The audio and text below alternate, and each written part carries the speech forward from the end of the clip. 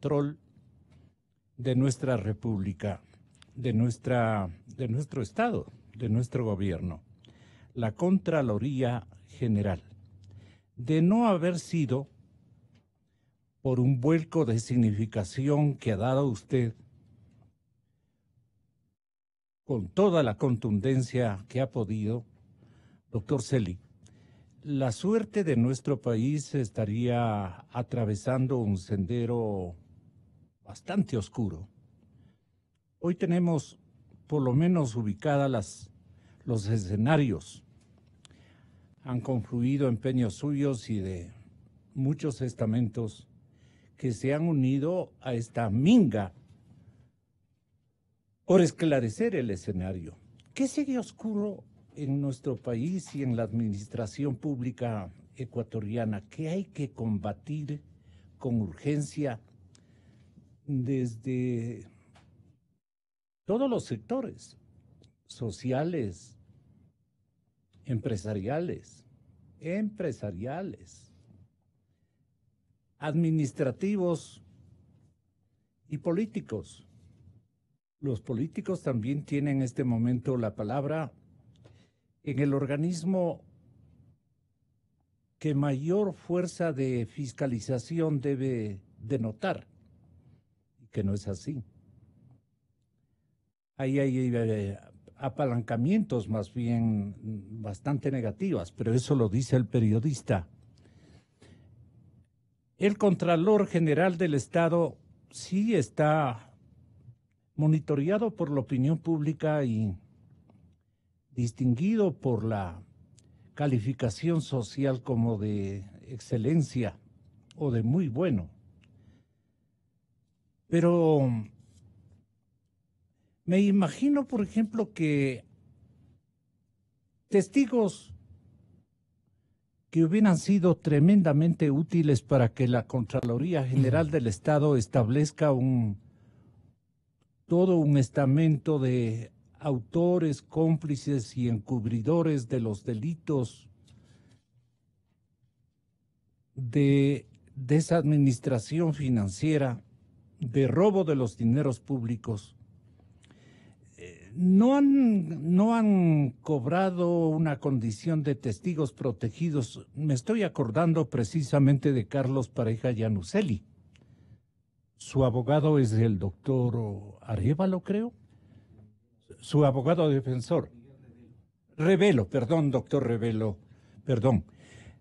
Bueno, yo quiero ser un testigo protegido, ha dicho Carlos Pareja Yanuseli, y este sí que sabe de todo, porque usted recordará, recordemos con la población juntos, lo que comenzó denunciando en el departamento, en el estado de la Florida, Pareja Yanuseli. No sé con qué objeto, pero era estratégico el plan que él tenía. ¿Qué definió finalmente Pareja Yanuseli y por qué no se le ha dado la condición de testigo protegido si él tiene elementos que pueden aportar en el esclarecimiento de los actores de tanto negociado, de tantas cosas que incluso están en este momento tapados por el velo del misterio, sin desenlace de esclarecimientos, doctor Celi? Le queremos felicitar por la tarea cumplida, pero que haya un reconocimiento también de lo que no pudo haber cumplido Pablo Celi por limitaciones de otros actores que debían confluir a esta lucha. Muchos se han quedado satisfechos con lo que usted ha logrado hasta el momento, pero no han aportado absolutamente nada. Hoy estamos descubriendo en la institución armada, por ejemplo, doctor Celi, que han habido descuidos terribles en los últimos años. Allá usted no tiene acceso, no se dio cuenta, en fin, hay escepticismos que nos brotan por falta de esclarecimiento al cual tiene derecho usted de rendirle culto esta mañana en la cadena Democracia. Buenos días, doctor Celi, señor Contralor. Muy buenos días. Es un placer poder dialogar en Radio Democracia. de cara a un conjunto de inquietudes ciudadanas, que no solamente que son legítimas, sino son orientadoras. Yo, en primer lugar, quiero agradecerle a René Ortiz sus expresiones de aliento y acompañamiento ciudadano para la acción de la Contraloría. Acción de la Contraloría que no tiene que ver exclusivamente con mi decisión personal de llevar adelante procesos de esclarecimiento de temas de interés público. Tiene que ver, en primer lugar, con su obligación legal. La Contraloría existe para garantizar en el país el cumplimiento pleno de la responsabilidad en el ejercicio de la función pública en lo que atañe al uso de recursos del Estado. Obligación legal de la Contraloría que el día de hoy se encuentra, además, frente a la exigencia social de transparencia. Y usted me preguntaba inicialmente que qué pienso, que en el Estado ecuatoriano y en el momento actual son grandes falencias. Yo creo que tenemos 10 años en el desarrollo del sistema político ecuatoriano donde el país ha tenido que enfrentar 3 límites que no pueden dejar de ser señalados y superados. En primer lugar, una sociedad desinformada. El distanciamiento entre el Estado y la sociedad es uno de los grandes saldos negativos de estos 10 años. Una sociedad sin información, sin participación, sin iniciativa, sin organización, paralizada frente a la acción arbitraria del Estado. Creo que esto es un déficit de ciudadanía muy grave, heredado de estos 10 años. Un segundo ¿Ciudadanía desinformada? Ciudadanía... ¿O poco informada? Creo que, bueno, podemos volver sobre el tema. Quisiera que me deje terminar los tres aspectos que usted me pide. Adelante, Contralor. Los 3 aspectos que usted me pide que yo analice del escenario en el cual estamos actuando hoy. Vengo diciendo que tenemos 10 años que nos dejan 3 herencias que es necesario superar. Una desinformación social, una sociedad distanciada del Estado y sus procesos, enfrentada casi en forma apática y paralizada frente a la acción arbitraria de un Estado que en su desproporción realizó aquello que Octavio Paz llamó con tanta certeza la condición de un ogro perverso. La segunda condición, una institucionalidad pública debilitada en sus funciones, en sus necesarios niveles de autonomía, de especificidad, de control, de equilibrio de poderes. Una institucionalidad pública raquítica frente a un presidencialismo personalista hipertrófico. Y la tercera cosa, la acción política abusiva, protegida por una impostura ideológica que levantó supuestas banderas sociales para entronizar una conducta en el Estado de grupos de interés que hoy son claramente más identificados para la sociedad y que no tienen nada que ver ni con un proyecto ideológico ni con un proyecto político. Tienen que ver con un asalto a los recursos del Estado desde el control omnipresente del conjunto del aparato económico, jurídico y político de la institucionalidad pública. El haber suprimido los controles de Estado en los órganos de control, el haberse intervenido en el sistema judicial, el haber debilitado la capacidad fiscalizadora del Parlamento, el haber descompuesto los espacios de opinión y acción colectiva, son en conjunto lo que podría ser el dramático escenario de un espacio de conducción política decadente y lesivo para un ordenamiento democrático. Doctor y señor Contralor, doctor Celi, usted está casi describiendo la primera etapa de su mando al frente de la Contraloría. Las características son distintas. Los liderazgos dañinos en el organismo de control le perjudicaron al país al más alto grado de putrefacción casi. Pero la tranquilidad también fue un signo. que reapareció como preocupación en una refundación de la Contraloría General del Estado bajo su dominio y su autoridad. Los escenarios, ¿cómo fueron colapsado el anterior y fecundo el que usted ha liderado nítidamente? ¿Cómo podría explicarnos ese fenómeno?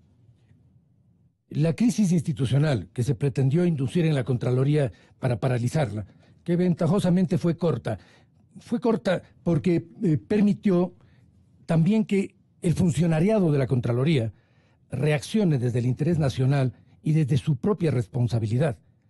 Yo asumí la conducción de la Contraloría en un momento en donde ésta tenía un señalamiento social muy severo. Debió enfrentar las consecuencias, los daños colaterales para la institución de la actuación de un funcionario totalmente ajena, no solamente al interés del país, ajena a la práctica, a la dinámica y a los principios de conducción de la Contraloría. Una institución de 90 años que había ido forjando una cultura del control político en el país que fue lamentablemente lesionada por la actuación de un funcionario respecto de cuya conducta el país tiene ya una clarísima posición. Un inventario. Pero responder a esto, reconstituir la legitimidad, exacto, reconstituir la autoridad de la Contraloría, reconstituir su capacidad de gestión, tenían que ver, sin duda, con una decisión en la autoridad que sustituía al Estado, porque hemos podido avanzar, porque se logró que en la Contraloría vuelva a existir un equipo de trabajo multidisciplinario con capacidad para intervención, con la ley y con un conjunto de recursos técnicos que han ido dando lugar a que en el periodo en donde vengo conduciendo la institución hayamos podido realizar alrededor de 3.500 informes y hayamos podido determinar responsabilidades, por ejemplo, en alrededor de 800 millones de dólares, que también hayamos podido hacer señalamientos de orden penal que no están orientados a la persecución de persona alguna, están orientados a que el país pueda tener correctivos respecto de conductas que han lesionado los bienes del Estado y que se encuentran en un número no menor de 350 o 400 en la Fiscalía General del Estado. ¿De dónde rescata usted ese margen de dinero tan significativo que acaba de mencionarnos? Ha habido un trabajo interactivo, ha habido un trabajo en equipo a los tiempos, a los años, diríamos. No han estado los misterios refundidos en algunos corredores, comentándose en silencio determinadas cosas que existieron antes. Pero usted viene, hace un inventario de los vacíos de conducción armónica y colectiva y da libertad para que la gente se exprese, analice, vea por el bien de la sociedad ecuatoriana y cuide de sus activos. El celo se impone de nuevo, en fin. Esto, ¿cómo logra usted construir, doctor Celi, después de semejante sablazo que se dio a una entidad otrora maravillosa, en época incluso de los militares, ¿no? Que ellos definieron bien el rol de la Contraloría General del Estado? Estoy recordando a excontralores más o menos de su estirpe. Bueno, yo quiero destacar aquí la concurrencia de algunos factores que han permitido el rol positivo de la Contraloría en este periodo. Bueno, en primer lugar, una planificación del trabajo institucional, técnica, profesional y además responsable frente a las demandas sociales del país. En segundo lugar, una Contraloría... Perdone, ¿cómo diseñó esta parte que me parece lo más importante? Evitando acciones de control direccionadas y perfeccionando un sistema que establezca una jerarquía en las acciones de control en función a algunos parámetros. ¿Cómo funcionaba esa jerarquía? ¿Cómo funciona? Establecer en primer lugar el nivel de impacto que tienen el uso de recursos respecto al presupuesto del Estado, la significación y la trascendencia de los proyectos hacia los cuales están orientados esos recursos, las medidas administrativas ausentes o presentes en la gestión pública respecto del manejo de esos recursos, eventuales denuncias ciudadanas que la Contraloría recibe también, antecedentes en lo que tiene que ver con usos defectuosos. Es decir, son un conjunto de factores que permiten un criterio técnico ¿Usted les nucleó? Para planificar qué se ha de controlar, en qué momento y bajo qué mecanismo.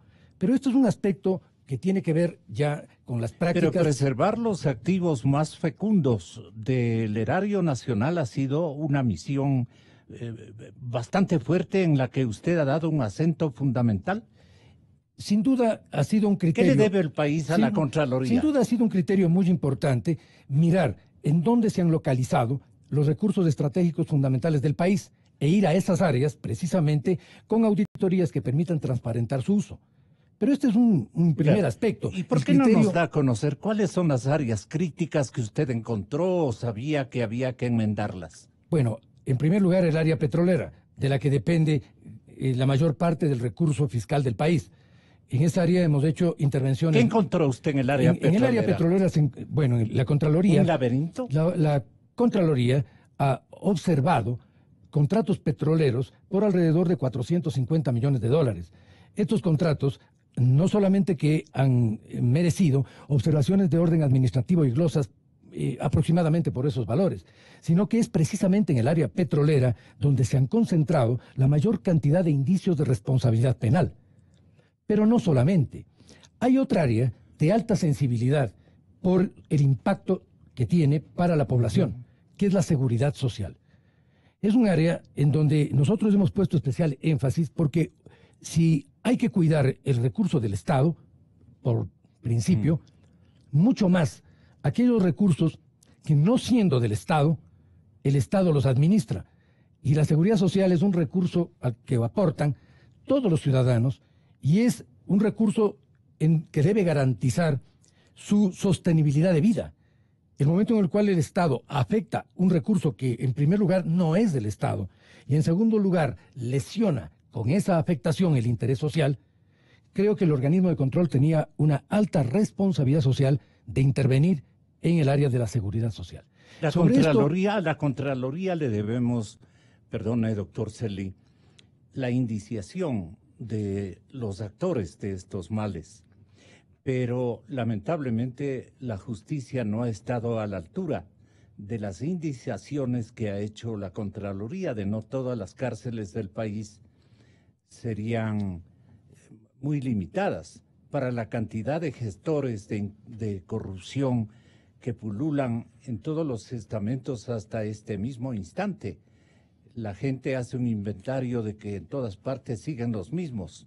Y los nuevos ricos del país, esta nueva clase social que progresó al tenor de la permisividad de un líder que creía que había que manejar el país con una jorga de elementos que, practicando la misma ideología, practicaban también los peores vicios de deshonestidad y de arbitrariedad. Y eso sigue en este momento en los escritorios de la administración pública. Dicen, señor Contralor, en el fondo esta es la pregunta. ¿Qué podría usted responderme? Bueno, encantado, y creo que podríamos profundizar en la necesidad de una mayor coordinación interinstitucional, fundamentalmente del órgano de control con la Fiscalía y el sistema judicial del país. Pero ¿Hay cómo? ¿Hay cómo? ¿Por qué no se ha podido? Es lo deseable y es hacia donde deberíamos ir. Pero quizá para no perdernos en la entrevista, quisiera volver un poco a No estamos perdiendo, estamos aclarando más bien. A su pregunta anterior. Quisiera que quedó incompleta. En ese sentido me refiero. Desde luego. Usted me requería que de alguna manera yo destaque ante los ciudadanos cuáles son las áreas en donde la Contraloría ha puesto más énfasis. Y es correcta esa pregunta, porque es lo que permite advertir que en la Contraloría hay una conducción planificada y no arbitraria. Y yo le decía que la primera es del área petrolera, puesto que desde esa área se sostiene gran parte del recurso público del país, la mayor parte del presupuesto del Estado. Mencioné también la seguridad social, porque es cuidar el interés de la ciudadanía, su interés directo y la responsabilidad del Estado en no afectarlo. En el tema del IES, es muy importante el que la Contraloría haya dispuesto la restitución de una deuda del Estado con el IES, deuda que pretendió ser negada por el gobierno anterior.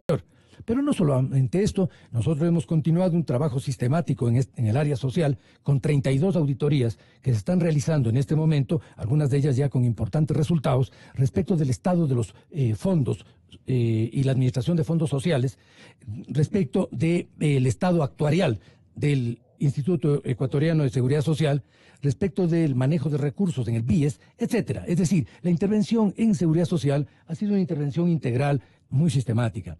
Un tercer campo, que es fundamental, es el campo de la comunicación. Nosotros establecimos un informe respecto de la relación del Estado con los medios de comunicación.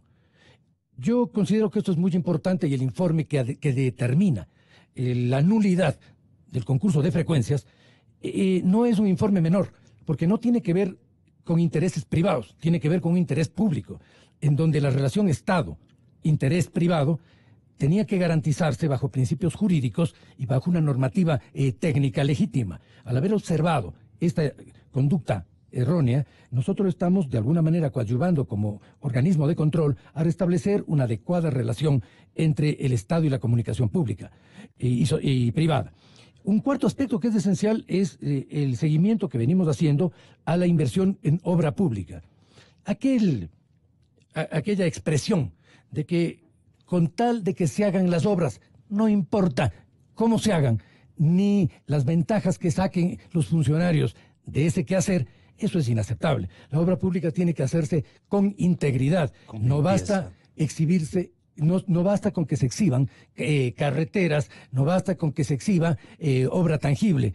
Es necesario saber qué calidad tiene esa obra, de qué manera fue hecha, con qué rigor desde el punto de vista administrativo y desde el punto de vista de la transparencia en los recursos. Hemos hecho observaciones muy fuertes en lo que tiene que ver con la calidad de la obra pública. No pueden existir carreteras que tienen la duración de la fotografía de la inauguración, como no pueden existir edificios que tienen que ser derruidos por la falta de calidad en su construcción.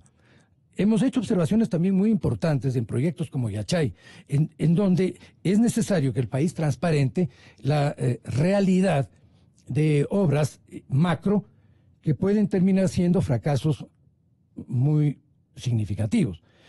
Menciono todo esto para que se advierta que aquello de que la Contraloría haya sido usada o pueda ser usada como un instrumento político solo puede ser una frase de quienes se sienten afectados por las acciones de control.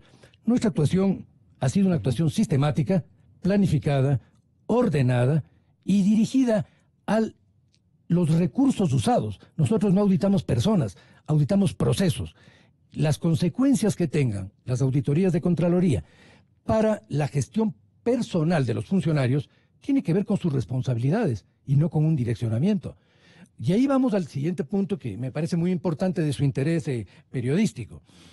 Cómo dar continuidad a procesos de sanción en las conductas del Estado. ¿Sabe por qué, Contralor? Porque el universo de prófugos de la ley, de indiciados, de descubiertos, de atribuidos por el organismo de control como actores del mal,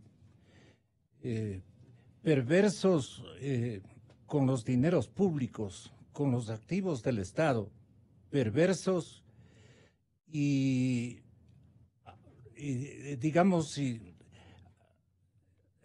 han sido ignorados por la justicia, y por eso regreso a ver a todas las cárceles del país y a todo el universo de indiciados en malas prácticas administrativas, y veo que hay un déficit impresionantemente grande de permisividad de parte de la justicia o de inobservancia de lo que ustedes localizaron como los males más significativos de perjuicio a las propiedades del Estado. Eso sí duele, eso sí duele.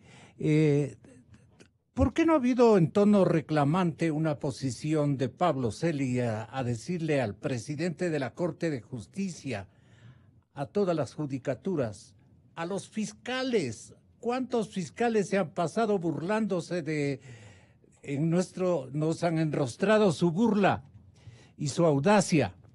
Los fiscales, los procuradores, muchos de ellos estoy ofendiéndoles injustamente, pero no a fiscales. Los fiscales han sido un genérico del mal hasta este momento. Yo no justifico como comunicador responsable lo que han venido omitiendo, lo que han venido perdonando, lo que han venido dilatando.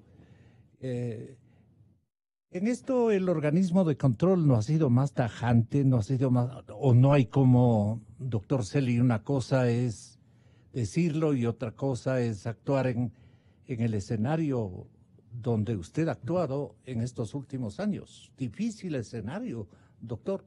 Sin embargo, mire, las calificaciones del público, de la sociedad, son altísimas. ¿Cómo reconoce? Ni es mi función. Ni usted va a escuchar nunca de mi parte ni expresiones descalificadoras, ni expresiones despectivas respecto de otros funcionarios. No necesito conminar a los funcionarios a cumplir con sus obligaciones. Me reduzco a cumplir con las de la Contraloría y a seguir los procedimientos legales. Yo creo que es muy importante en el país, más que un diálogo de imprecaciones entre funcionarios, es necesario un proceso de construcción de mecanismos eficientes de cooperación interinstitucional, que es lo que sí he venido y vengo demandando. Para evitar. Para llegar a varias cosas. Pero cuando ya están indiciados, en primer lugar, porque el seguimiento de la Contraloría a los procesos de rescate de recursos robados no aparece. No, lo venimos haciendo de manera sistemática, tanto en el plano, por ejemplo, administrativo, como en el plano judicial, como en fiscalía. Nosotros tenemos un departamento que ha sido perfeccionado para el efecto. Una de las decisiones... ¿De qué manera una de las decisiones que yo adopté, este departamento? Una de las decisiones que yo adopté, incluso como mecanismo de exigencia interna en la Contraloría, es establecer un reglamento para la defensa de los procesos institucionales. Este reglamento obliga, en la actualidad, a un departamento completo de la Contraloría, que es el departamento encargado de hacer seguimiento de juicios en la Fiscalía, en el Tribunal Contencioso y de eventuales situaciones que la Contraloría debe enfrentar en organismos como la Corte Constitucional. Es decir, en este momento hay una batería jurídica y una batería de profesionales en la Contraloría organizada precisamente con ese propósito. Pero en el estamento de lo contencioso, la memoria vuela, se acaba, se extingue. Ahí nomás termina todo. Lo problemático en el ámbito contencioso es lo prolongado de los procesos. Y esto es algo que nosotros tenemos que superar desde el punto de vista de la normativa y de los códigos procedimentales, tanto de lo que tiene que ver con los procedimientos contenciosos como de los procedimientos penales. Creo que el país va a requerir profundas transformaciones en lo que tiene que ver con el sistema de leyes. De alguna manera hay mucha incongruencia en una normativa que no necesariamente tiene la necesaria articulación entre sí. Yo creo que es necesario garantizar algunos aspectos en el proceso de control. En primer lugar, su condición preventiva. El día en el cual nosotros no tengamos que sancionar es que habremos sido muy eficientes en la prevención. Necesitamos tener más eficiencia en los controles preventivos. Haber debilitado a la Contraloría en ese sentido en la década pasada es algo muy negativo. Haberle quitado, por ejemplo, el informe previo a la contratación pública. Eso es un absurdo. Usted le revivió. Estamos exigiendo la reconstitución plena de esa facultad. Aún se ha reconstituido solo parcialmente. Haberle quitado a la Contraloría la capacidad de controlar la gestión es debilitar los controles preventivos. Esto por un lado. Pero lo preventivo tiene que tener necesariamente un segundo aspecto, que es la capacidad legal y técnica para intervenir en la auditoría de procedimientos, en la auditoría en el uso de recursos y en el establecimiento de conclusiones y recomendaciones correctivas o sancionatorias. Y ahí venimos al tercer punto, que es el inicial de su pregunta, que es el tema sancionatorio. ¿Para qué sancionamos? Sancionamos, en mi opinión, fundamentalmente con un sentido correctivo. Se sanciona para restablecer el derecho lesionado. se sanciona para restablecer un bien social que fue perjudicado. Se sanciona, por lo tanto, con un propósito reordenador de la conducta errónea o de la conducta dolosa. No se sanciona para perseguir al sancionado, se sanciona para restituir derechos sociales afectados. Esto es un principio jurídico y además es un principio de ética pública. Para esto es muy importante un cuarto paso, además de la sanción, que es el pleno resarcimiento al Estado de los bienes lesionados.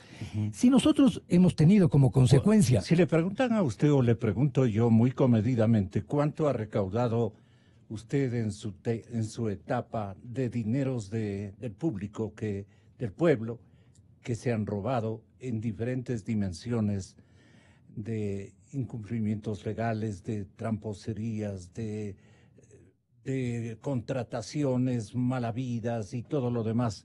¿Usted tendría una cifra aproximada, señor Contralor? Sí, un porcentaje relativamente mediano, diría yo, dentro de lo que son las capacidades coactivas de la Contraloría. 20 millones de dólares. Es relativamente poco en relación a los 800 que he sancionado, sin duda, porque el resto está fuera de las capacidades de acción coactiva de la Contraloría. Y esto es uno de los puntos a los cuales yo quiero llegar. El resto se esfuman en los códigos. El resto tendría que ser recuperado por una acción conjunta de la Contraloría, la Fiscalía y los jueces. Porque la recuperación de valores no nace del dictamen del Contralor del valor afectado, nace de la capacidad de seguimiento del Estado del proceso de recuperación y resarcimiento. Voy a poner un ejemplo que además es para el país incluso escandaloso, que es la actuación de Odebrecht en el Ecuador.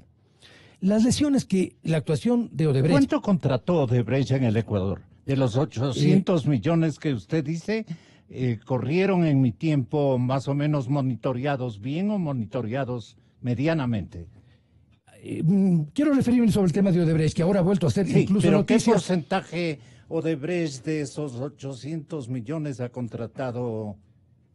Es buena pregunta. Sí, no tengo un porcentaje preciso, pero creo que los contratos de Odebrecht ascienden alrededor de 300 millones de dólares en el Ecuador, aproximadamente. Pero... ¿No se queda corto tal vez, Contralor?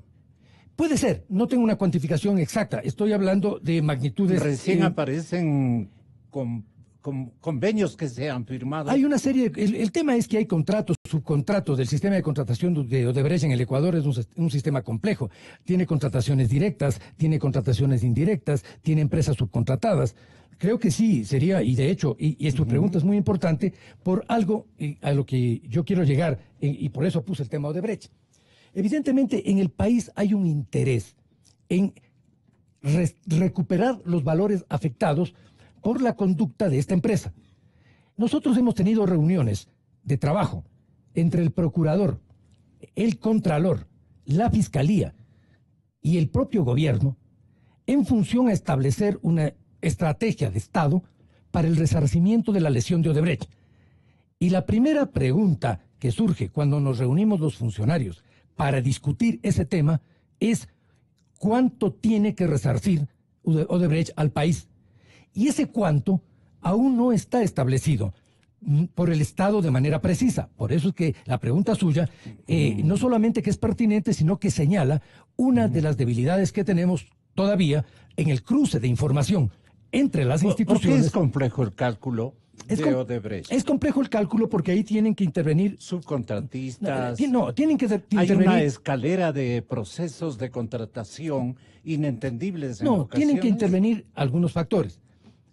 Sume usted el momento en el cual el Estado ecuatoriano interpone un requerimiento de Odebrecht de recuperación de los valores afectados. Cuantifique las siguientes cosas. En primer lugar, el monto total de la contratación de Odebrecht en el país. En segundo lugar, todas las formas de subcontratación asociadas. En tercer lugar, de esa contratación, ¿qué parte de esa contratación ha sido observada por Contraloría o ha sido penalizada sea por acción de la Fiscalía en una primera fase o ya por juzgamiento efectivo. Además de esto, sume usted... ¿Y usted podría ubicar? No, le estoy dando rubros Ya. que metodológicamente deberían llevarnos. Como esto se discutió en México, se discutió en Panamá, se ha discutido en varios países de América Latina, en los propios Estados Unidos para establecer una estrategia de cobros a Odebrecht. Le estoy dando los parámetros que deberían ser parte de un análisis técnico. Contratación en todos los criterios que le he mencionado. Sanciones legales, de las cuales la empresa ha sido objeto. Súmele a esto el monto de coimas a funcionarios. Cosa difícil de determinar. De probar. De probar sin una información rigurosa que generalmente está fuera del país. Por lo tanto, un cuarto valor que yo añado y que no es menor. La lesión enorme a un bien intangible que es la ética pública, que es la integridad del Estado, que es la confiabilidad de los gestores administrativos. Son aspectos que no son menores y que por lo tanto deberían formar parte de un macro cobro a Odebrecht de las lesiones que generó en el Ecuador, no solamente a los recursos del Estado, sino también a la ética pública. Desde este punto de vista... nos debe toda una generación de traficantes y malosos ciudadanos que este momento cohabitan con nosotros y nuestros hijos, con un mal ejemplo impresionantemente grande, como un daño histórico prácticamente a la moral pública. De esto, ¿cuándo va a escribir usted una memoria?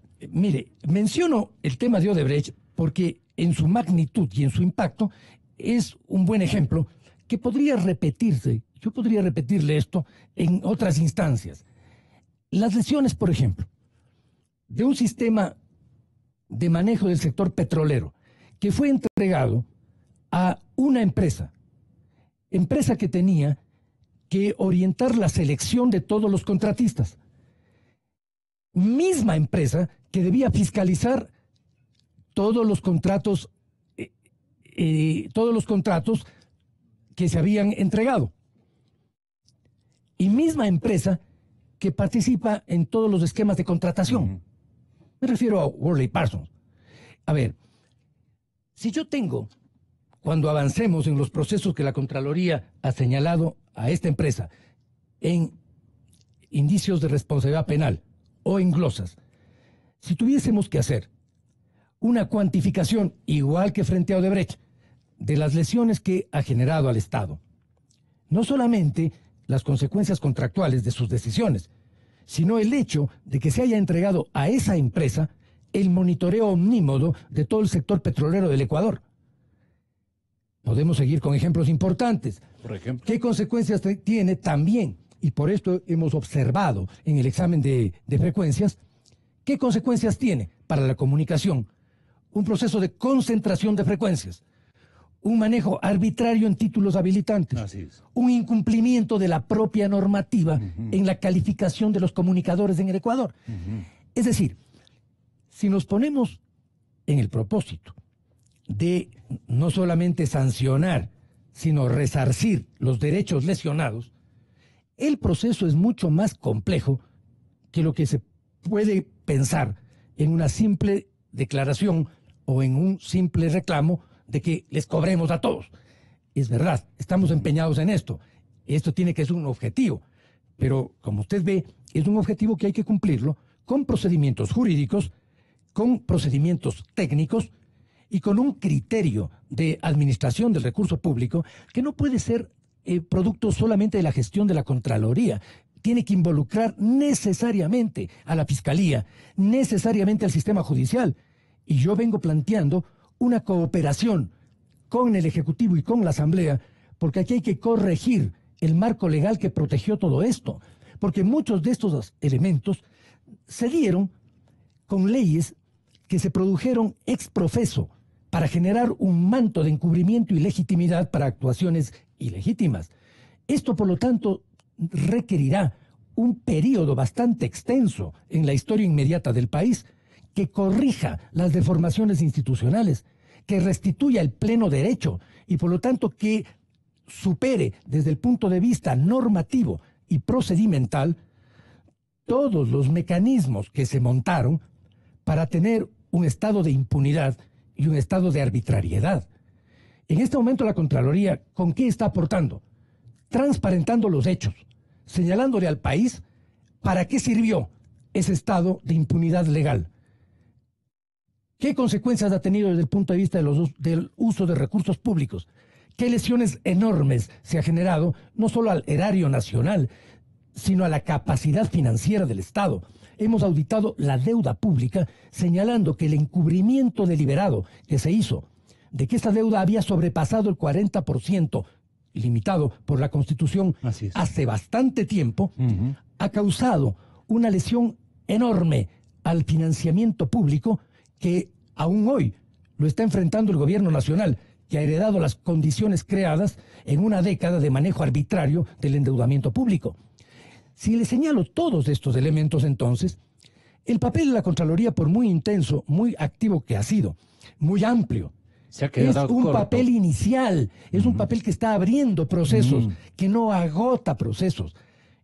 Si usted me plantea entonces, ¿qué espero en el futuro? Espero, por supuesto, el que podamos tener una mejor cooperación interinstitucional con la Fiscalía, que haya mayor agilidad con los procedimientos. Sin duda, no podemos tener detenido el proceso de endeudamiento que está con señalamiento penal sin juzgamiento en la Fiscalía.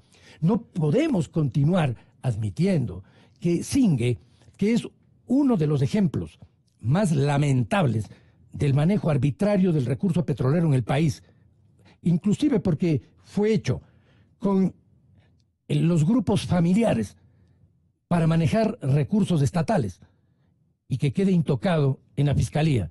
No podemos admitir que todos los indicios de responsabilidad penal derivados del concurso de frecuencias no hayan sido motivo siquiera de un llamamiento a los señalados que presenten algún tipo de observación ante la Fiscalía. ¿Cuántos grupos tiene usted registrados?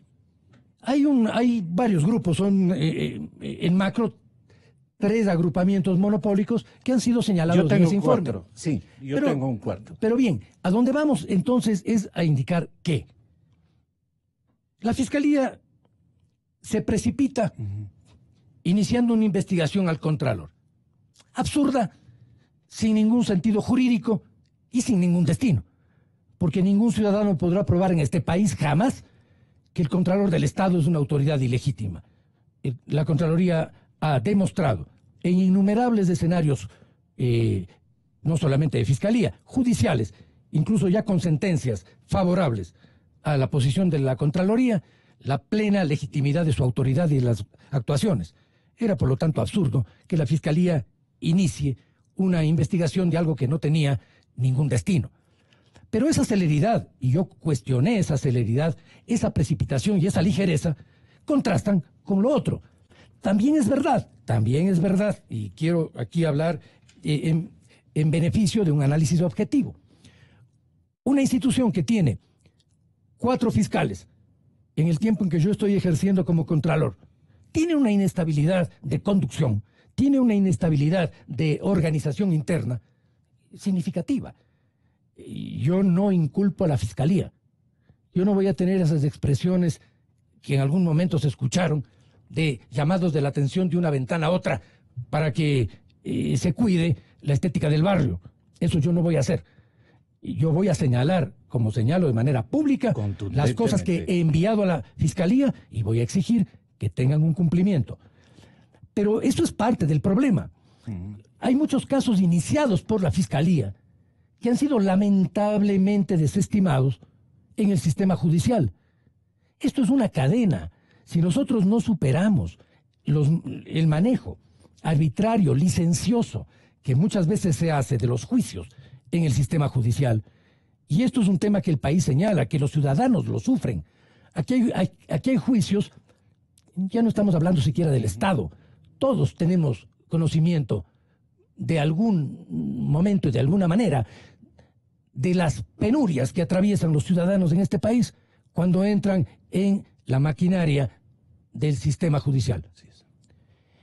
todo esto que son verdades a gritos, es necesario que tengan no solamente denuncias, sino capacidad del Estado para corregir. Si hay algo que tiene que ser de inmediato corregido en el país, es el funcionamiento del sistema judicial. Yo lo digo como Contralor del Estado, porque allí reposan, fenecen y decantan finalmente procedimientos que al Estado le cuestan mucho desde el punto de vista de la Contraloría, en tiempo, en recursos, en trabajo institucional, en respuesta a demandas del país, y que finalmente no pueden terminar disueltos en el fárrago de un sistema judicial que no cumple con sus responsabilidades constitucionales.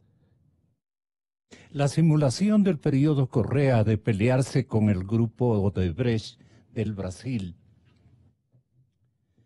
y luego el aparecimiento en pleno Palacio Presidencial ecuatoriano de el ahora detenido expresidente Lula da Silva, en calidad de agente de ventas de todo el empresariado y especialmente de la firma que más conspiró al relajamiento y a la permisividad de la contratación pública en toda América Latina y buena parte del mundo, de acuerdo a un modelo que creó el cubano que viajó a una de las principales ciudades brasileñas a ponerse de acuerdo con todos los presidentes de la región que se decían revolucionarios y que nos irrogaron daños irreversibles a todas las economías de los estados latinoamericanos.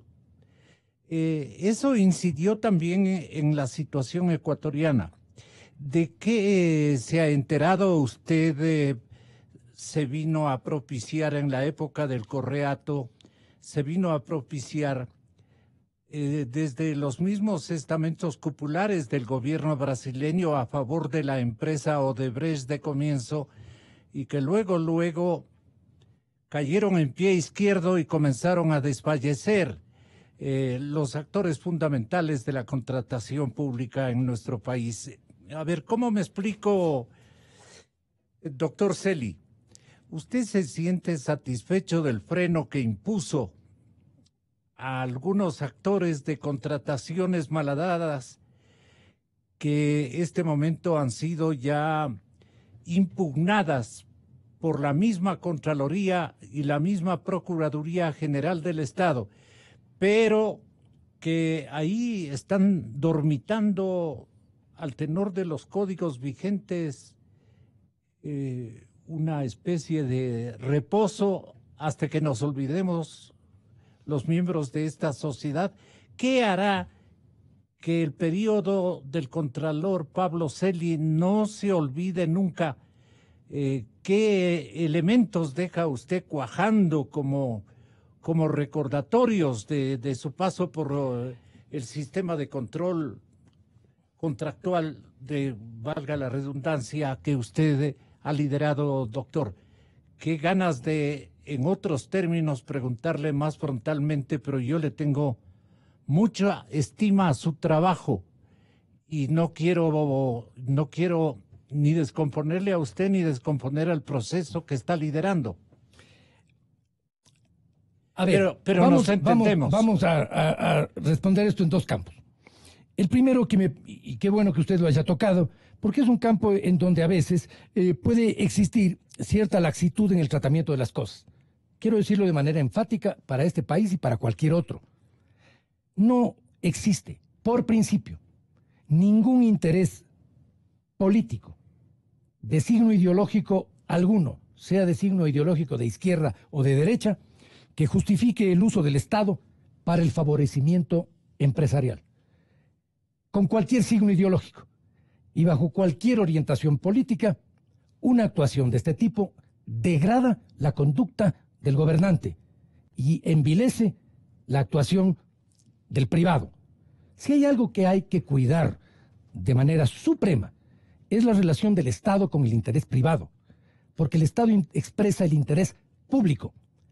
Jamás ha de disfrazarse como interés público las ventajas, privilegios o afanes de un sector privado, bajo ningún signo. Y en esto caen distintos gobiernos en América Latina, y no solo uno. Creo que si nos llevamos por este principio, independientemente de las diferencias de valoración que podemos tener desde el punto de vista social, político e ideológico de uno u otro gobierno, que evidentemente no significan lo mismo desde el punto de vista histórico, Bolsonaro no significa lo mismo que Lula para Brasil desde el punto de vista histórico, pero el uno y el otro deben ser juzgados con el mismo principio. El Estado no debe favorecer el interés, la arbitrariedad, el privilegio o la ventaja de ningún sector empresarial. Creo que lamentablemente en América Latina la experiencia con las empresas brasileras ha sido históricamente así, no solamente con Odebrecht. Ha sido la misma la situación con Petrobras, ha sido la misma la situación con las empresas como Embraer. Siempre el Estado brasilero ha jugado a un rol estratégico de posicionamiento regional de las empresas privadas brasileras. Creo que esa estrategia, que de cara a un nacionalismo económico podría tener alguna justificación, hoy, de cara al desarrollo de la región, demuestra que es absoluta y completamente insolvente. La región no se ha desarrollado desde las inversiones de Odebrecht, ni desde las inversiones de Embraer, ni desde el trabajo de Petrobras. La situación de Bolivia es lamentable en la relación con Petrobras.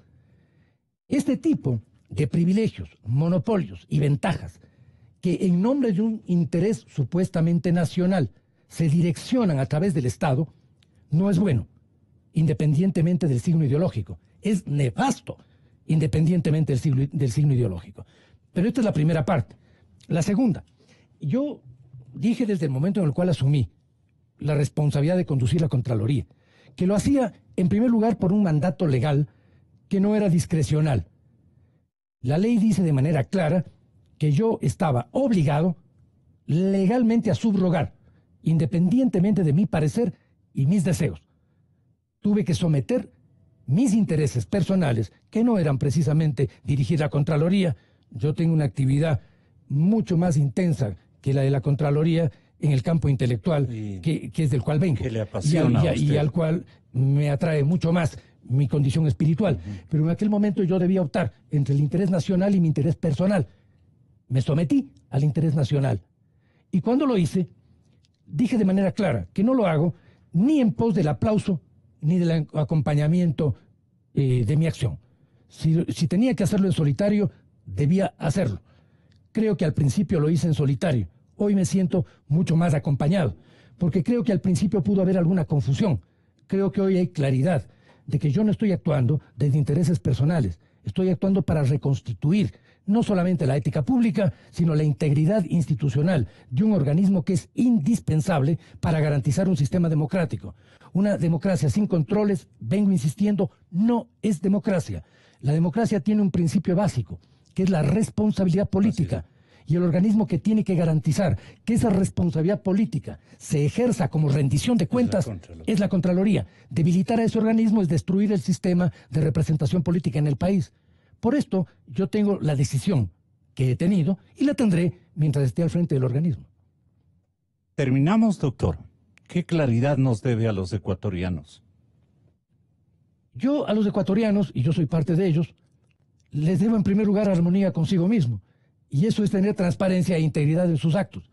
Es decir, en la Contraloría yo actúo como actuaría cualquier ecuatoriano, con transparencia y con integridad. ¿Pero qué nos debe usted? Que creo que son la mayoría. En términos de esclarecimiento. Debo al país y sobre todo me debo a mí mismo en la conducción de la institución el perfeccionamiento de tres cosas. En primer lugar, del plan de control. Estamos trabajando en el plan de control que viene para el próximo año, donde vamos a depurar aquellas áreas en las que aún no hemos intervenido. ¿Con qué modificaciones? Perdone. Eso sería motivo de un programa más amplio. Ya. ¿Por qué? Porque tendría que hablar aquí de todos los sectores sobre los que vamos a actuar. 3 de renglones más o menos. Vamos a perfeccionar la importantes. intervención sobre seguridad social, vamos a perfeccionar la intervención sobre el sector petrolero y sobre el sistema financiero del Estado. ¿Hay como en el sector petrolero aún? Hay muchas cosas todavía que tienen que ser precisadas y tratadas en ese sector. Eso respecto al primer problema. Le debemos todavía, y nos debemos, un proceso de perfeccionamiento normativo y organizacional de la Contraloría. En este momento hemos dado pasos muy importantes. Hoy las lecturas son públicas, ya no hay informes secretos. En segundo lugar, ya no hay un solo subcontralor, hay 2 subcontralores porque hemos dividido la función de auditoría con la función. Se aprueban los informes, sea claramente un sistema distinto del sistema por el cual se juzgan aquellas cosas que los informes descubren, que no sea la misma persona, juez y parte, el que audita y juzga. Defecto que se mantenía y que se mantiene mientras exista un contralor unipersonal. Por eso la tercera deuda que el país tiene consigo mismo, y la Contraloría, por supuesto, es llegar a constituir un tribunal de cuentas. Yo creo que habremos superado todos los defectos organizacionales de la Contraloría el momento en el cual sustituyamos al Contralor unipersonal por un tribunal, el momento en el cual cambiemos a la autoridad personal por una autoridad colectiva, en donde existan pesos y contrapesos, donde exista la posibilidad de una deliberación que transparente los procesos, evite arbitrariedades, evite decisiones discrecionales y permita, por lo tanto, un sistema de juzgamiento de las cuentas públicas que se corresponda a una forma de tribunal como lo es en toda Europa y en gran parte de América Latina en la actualidad. Esas son deudas fundamentales que yo espero puedan lograr ser superadas este año. El rector de la Renovación, el gerente político del Estado ecuatoriano en este momento, ¿conoce del particular? ¿Le apoya? ¿Ha comentado con él? Me refiero al presidente Moreno. La propuesta del Tribunal de Cuentas se la he planteado a todos los actores sociales, políticos, económicos, jurídicos y de administración de este país. Vengo desde hace meses. ¿No ha advertido que se frunce? En lo absoluto, he encontrado en todos ellos, en primer lugar, apertura, interés. En muchos, sorpresa y descubrimiento de una propuesta nueva. Claro. Y en gran parte de ellos, disposición a un acompañamiento activo y un acuerdo con que esta es una gran salida, no a la coyuntura, es una gran superación de los límites del sistema de control en el Ecuador. ¿Nos va a convencer usted de que su paso por la Contraloría ha sido histórico? No es mi objetivo. Creo que todos los momentos son históricos en sí mismos. La historia no se hace de una planificación de donde yo quiero terminar, donde yo quiero quedar en la imagen de la gente. La historia se hace en el día a día del quehacer de un país y no la hacen los funcionarios individualmente. Siempre la hace una sociedad. Yo sí espero que en el Ecuador la sociedad haya despertado a este periodo de aletargamiento al cual fue sometida. Creo que hay síntomas de que estamos superando. Buscando la verdad con Pablo Celi, Contralor General del Estado. Yo sí le digo Contralor Histórico. Gonzalo Rosero. Credibilidad incuestionable. Inicio de espacio promocional y publicitario.